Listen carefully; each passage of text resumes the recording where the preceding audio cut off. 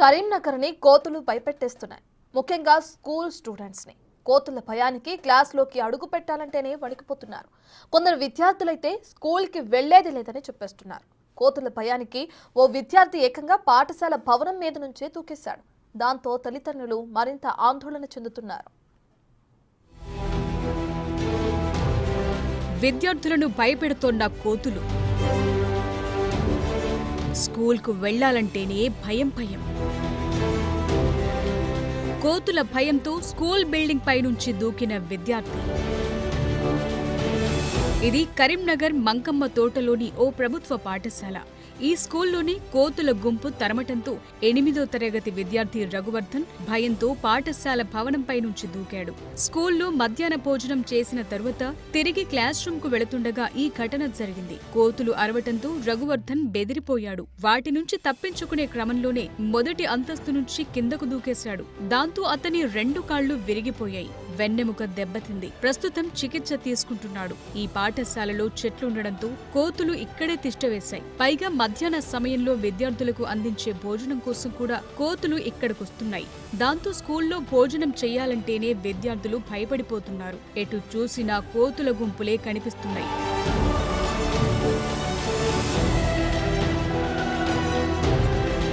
కరీంనగర్లో పరిస్థితులు ఎంత దారుణంగా మారిపోయాయంటే విద్యార్థులు ఇంటి నుంచి బయలుదేరిన తరువాతి నుంచి ఈ కోతుల బెడద వెంటాడుతోంది. చేతిలోని లంచ్ బాక్సులు, స్కూల్ బ్యాగులు లాక్కొని వెళ్లిపోతున్నాయి. ఇక స్కూల్లోని చెట్ల మీదే తిష్టవేసి బయటకొచ్చిన విద్యార్థులపై దాడి చేస్తున్నాయి.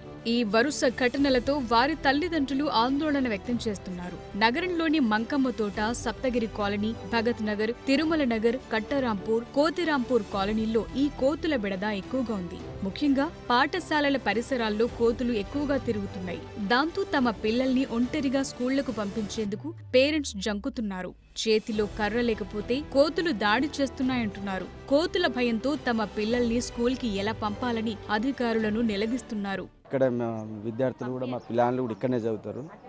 కోతులతో కూడా మాకు ఇక్కడ ఇబ్బంది ఉన్నది. పిల్లలను తొలి అంటే మాకు కూడా భయం అనిపిస్తుంది. మేము కూడా వెహికల్ తీసుకొని వాళ్ళు లోపలికి వెళ్ళేదాకా కూడా మేము వచ్చి తీసుకెళ్ళి కూడా లోపల పడగొట్టి మేము కూడా అప్పుడప్పుడు కూడా మేము ఇక్కడ ఉంటాం. ఇక్కడ కోతులు వస్తున్నాయి అదాన్ని కూడా ఒక గంట సేపు దాకా ఇక్కడ ఉంటున్నాం. కొంచెం ప్రభుత్వం కూడా ఈ కోతుల బెడద నుంచి కాపాడాలి. ఇప్పుడు ఏదైనా కానీ ఇక్కడ టీచర్స్ కానీ పర్యవేక్షణ కూడా చూడాలి. పీటీ సార్ కూడా కొంచెం అందుబాటులో ఉండాలి. పిల్లలు తినేదాకా కూడా వెళ్ళి కొంచెం పర్యవేక్షణ కూడా చేయాలని చెప్పేసి కోరుకుంటున్నాం. ఈ కాలనీలో చాలా కోతుల బెడద చాలా రోజుల నుంచి ఉన్నది. చాలా మేము చెప్పినాము, గవర్నమెంట్ మున్సిపాల్లో కూడా మేము ఇన్ఫర్మేషన్ ఇచ్చినాము. దాని గురించి చర్య తీసుకుంటా అన్నారు, ఇంతవరకు కూడా తీసుకోలేదు. అది ఇప్పుడు ఈ పరిస్థితి స్కూల్లో దాకా వచ్చింది. పిల్లలు మిడ్ డే మీల్స్ టైంలో కోతులు వచ్చి చాలా ఇబ్బంది పెడుతున్నాయి. పిల్లలు అన్నం తినడానికి చాలా ఇబ్బంది పడుతున్నారు. ఇది చాలా 10 రోజుల నుంచి ఇలాంటి సంఘటన జరుగుతూనే ఉన్నది. కానీ అనుకోకుండా ఒకరోజు ఈ కోతుల బెడద వల్ల ఒక పిల్లాడు ఇబ్బంది కావాల్సి వచ్చింది. దీనికి పూర్తి బాధ్యత మున్సిపాలిటీ ఎప్పటి నుంచో కోతుల బెడద తీర్స్తామని చెప్పి అన్నారు. కానీ ఇంతవరకు చర్య తీసుకోలేదు. దాని పరిణామం ఒక బాలిన రూపంలో ఇలాంటి సంఘటన జరగాల్సి వచ్చింది. ఇది చాలా బాధాకరం. కోతుల బెడదతో ప్రశాంతంగా పాఠశాలకు రాలేకపోతున్నామని విద్యార్థులు చెప్తున్నారు. చేతిలో టిఫిన్ బాక్స్ కనిపిస్తే చాలు వెంటనే ఎత్తుకెళ్లిపోతున్నాయని, అప్పుడప్పుడు దాడులు చేస్తున్నాయని భయపడుతున్నారు. మేము అన్నం తిని పైకి వెళ్ళినాం. పైకి వరండాలు ఉన్నప్పుడు 7th క్లాస్ వాళ్ళు కొంతమంది అక్కడ ఉన్నారు. వాటికి భయపడి ఉరికొచ్చేసరికి కొంతమంది భయపడి అటు ఇటు ఉరికిరు. అయితే ఆయన ఒక్కడు పైకి ఉరికిండు. పైకి ఉరికేసి పైన ఇంకా కోతులు ఉన్నాయి. పైన వీటిని చూసి భయపడి ఇట్లా దిగేసరికి అటు కాలు జారి పడ్డాడు. పాకూరు స్లిప్ అయింది పాకూరు దగ్గర. అయితే మేము అన్నం తినంగా రోజు కోతులు కూడా అట్లనే ఉంటాయి. అయితే రఘువర్ధన్ ఇంకొక హర్షిత్ అని వాళ్ళ ఫ్రెండ్ ఉంటాడు. అయితే హర్షిత్ మీదకి కోతులు వస్తే ఆయన కిందికి వచ్చిండు, రఘువర్ధన్ మీదకి వెళ్ళిండు. అయితే అక్కడ కూడా ఆల్రెడీ కోతులు ఉన్నాయి. అయితే రఘువర్ధన్ ఏం చేసిండు, అనుకోకుండా ఇటు వాటికి భయపడి ఇటు ఇంకేసిండు. రోజు వస్తాయి గుంపులు వస్తాయి.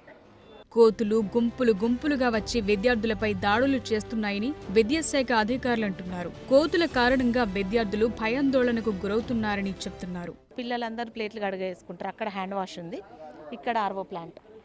వచ్చి వాటర్ తాగి క్లాస్కి వెళ్ళిపోతున్నారు. 1:10 దాటింది, 1:15కి క్లాస్ స్టార్ట్ అవుతుంది.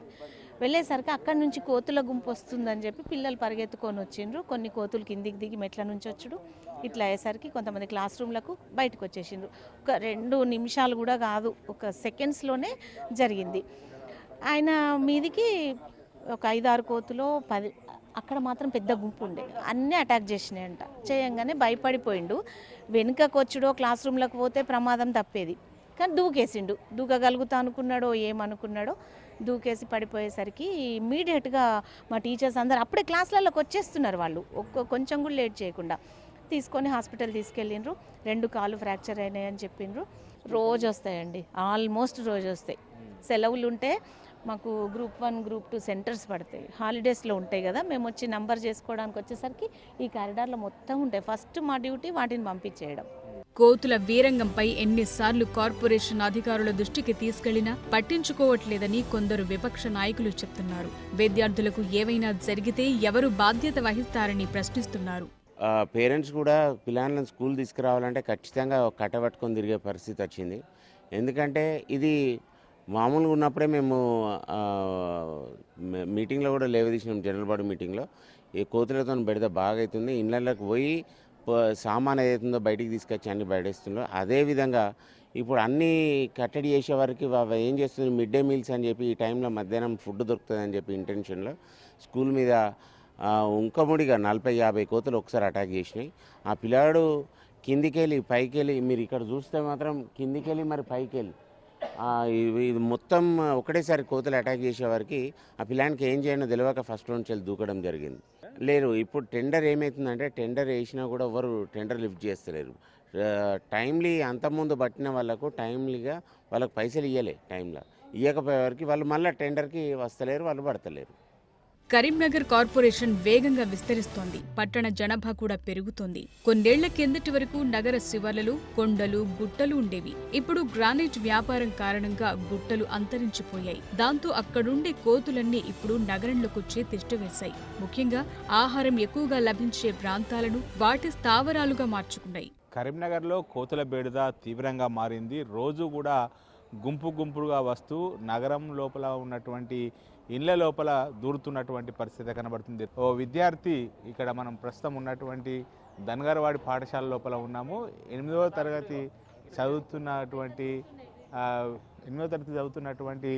రఘువర్ధన్ అనేటువంటి విద్యార్థి ఆ బిల్డింగ్ పై నుంచి దూకడంతో అయితే తీవ్ర గాయాలైనటువంటి పరిస్థితి కనబడుతున్నది. ముఖ్యంగా అంటే స్కూలు ఆవరణం లోపల ఎక్కువ చెట్లు ఉండడంతో ఇక్కడికి కోతులు రెగ్యులర్గా వస్తూ ఉంటాయి. ముఖ్యంగా వీళ్ళు విద్యార్థులు అన్నం తినేటువంటి సమయం లోపల వచ్చి విద్యార్థులపై దాడి చేస్తున్నటువంటి పరిస్థితి కనబడుతుంది. ఏదైతే లంచ్ చేసేటువంటి సమయం లోపలనే గుంపులుగా రావడం జరిగింది. ఈ నేపథ్యం లోపలనే కోతుల నుంచి విద్యార్థులు భయంగా ఉన్నటువంటి పరిస్థితి లోపల ఇటు రఘువర్ధన్ అనేటువంటి విద్యార్థి ప్రస్తుతం మనం ఉన్నటువంటి ప్రదేశం బిల్డింగ్ పైనుంచి, అక్కడ ఏదైతే 8th క్లాస్ రూమ్ ఉంటుంది ఆ పైనుంచి ఈ అన్నం తిన్న తర్వాత ఈ మెట్ల గుండా లోపలికి వెళ్ళడం కూడా జరిగింది. లోపలికి వెళ్ళిన తర్వాత పైకి వెళ్ళి తరగతి గదిలోకి వెళ్ళేటువంటి సమయం లోపలనే కోతులు ఒక్కసారిగా రావడంతో విద్యార్థులందరూ కూడా పరుగులు తీసినటువంటి పరిస్థితి లోపల రఘువర్ధన్ అనేటువంటి విద్యార్థి ఏం చేయని పరిస్థితి లోపల అక్కడి ఇక్కడికి కిందికి దూకేటువంటి ప్రయత్నం కూడా చేయడం జరిగింది. ఆ కిందికి దూకేటువంటి ప్రయత్నం లోపలనే ఇక్కడ ఆ ప్రదేశం నుంచి ఇక్కడికి దూకడంతోనే ఇక్కడికి పడిపోవడం జరిగింది. ఈ పడిపోవడం వల్ల నడుము దీనికి తాకడంతో ఇటు నడుముకు కొద్దిగా దెబ్బ ఎక్కువ తాకడం కూడా జరిగింది. ఈ ప్రదేశం వద్ద దూకడంతో అయితే ఆ ఎత్తు నుంచి ఇక్కడికి దూకడంతో అతని 2 కాళ్ళు కూడా విరిగిపోవడం జరిగింది. రఘువర్ధన్ను వెంటనే ఇటు కరీంనగర్ లోపల ఉన్నటువంటి సివిల్ ఆసుపత్రికి తరలించారు. కానీ అక్కడ సిమెంట్ పట్టి వేసిన తర్వాత మెరుగైన చికిత్స కోసము వరంగల్ MGMకు తరలించాలని కూడా చెప్పడం కూడా జరిగింది. ఈ నేపథ్యం లోపలనే రఘువర్ధన్ ప్రస్తుతం అయితే ఆరోగ్యం నిలకడగా ఉన్నటువంటి పరిస్థితి. 2 కాళ్ళు కూడా విరగడంతో అయితే ఇటు అక్కడ MGM ఆసుపత్రి వారు చికిత్స చేయడం కూడా జరిగింది. ఇప్పుడు బాగానే ఉన్నారు అని చెప్పి చెప్పడం జరిగింది. రోజు ఈ విధంగా పాఠశాలే కాకుండా కరీంనగర్ నగరం లోపల ఉన్నటువంటి అన్ని వీధుల గుండా కూడా కోతులు శైర్య విహారం చేస్తున్నటువంటి పరిస్థితి కనబడుతుంది. ముఖ్యంగా ఇటు కోతుల బెడద నుంచి రక్షించాలని చెప్పి ఇప్పటికే నగరవాసులు కావచ్చు, ఇటు విద్యార్థులు కోరుకుంటున్నటువంటి పరిస్థితి కనబడుతుంది. అంటే విద్యార్థులు స్కూలుకు వెళ్ళేటువంటి సమయం లోపల వాళ్ళు టిఫిన్ బాక్స్ పట్టుకొని స్కూలుకు వస్తూ ఉంటారు. ఈ నేపథ్యం లోపల కోతులు వారిపైన దాడి చేసేటువంటి అవకాశం ఉన్నటువంటి నేపథ్యం లోపల విద్యార్థుల తల్లిదండ్రులు వారికి తోడుగా కట్టెలు పట్టుకొని స్కూలుకు వస్తున్నటువంటి పరిస్థితి కనబడుతుంది. ఇప్పటికే నగరపాలిక సంస్థ కోతులను తరలించడం లోపల దృష్టి పెట్టాలని చెప్పి అయితే కోరుతున్నారు. గతం లోపల కోతులు ఎక్కువగా ఉన్నటువంటి ప్రదేశాల లోపల కోతులను బోన్ల లోపల బంధించి అటవీ ప్రాంతం లోపల వదిలేసేటువంటి వారు. కానీ ఇప్పుడు చాలా రోజుల నుంచి కూడా కోతులపైన ఎలాంటి చర్యలు తీసుకోకపోవడంతో అయితే కరీంనగర్ నగరం లోపల కోతులు పెద్ద ఎత్తున కూడా వస్తున్నటువంటి పరిస్థితి కనబడుతుంది. ముఖ్యంగా కరీంనగర్ లోపల ఉన్నటువంటి కొన్ని వాడల లోపల అయితే శైర విహారం చేస్తున్నటువంటి పరిస్థితి కనబడుతుంది. ఇప్పటికైనా నగరపాలక సంస్థ మేలుకొని కోతులను బంధించి ఇటు వేరే ప్రాంతాలకు తరలించాలని చెప్పి అయితే కోరుకుంటున్నటువంటి పరిస్థితి కనబడుతున్నది. ఇంత జరుగుతున్నా కరీంనగర్ కార్పొరేషన్ అధికారులు మాత్రం చర్యలు తీసుకోవట్లేదు. ఒక్క కోతిని పట్టుకుంటే 850 రూపాయలు చెల్లిస్తామని ప్రకటించినా ఇప్పటి వరకు కోతుల్ని పట్టుకునే ప్రక్రియ మాత్రం మొదలు కాలేదు. ఈ సమస్యను ఇలాగే వదిలిస్తే చాలా మందిపై కోతులు దాడి చేసే అవకాశం ఉందని నగర ప్రజలు ఆందోళన వ్యక్తం చేస్తున్నారు.